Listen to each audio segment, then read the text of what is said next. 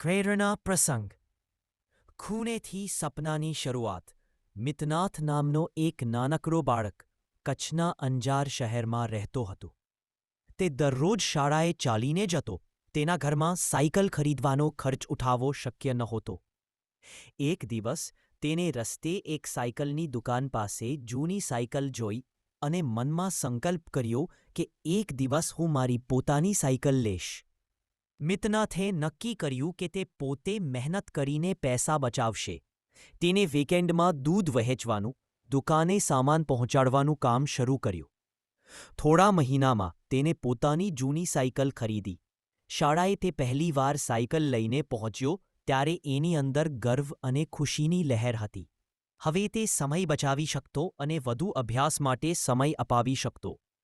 જ્યાં સાયકલ લાવવી મુશ્કેલ હતી, ત્યાં મિતનાથે પોતાની મહેનત અને લાગણીથી સફળતા હાંસલ કરી.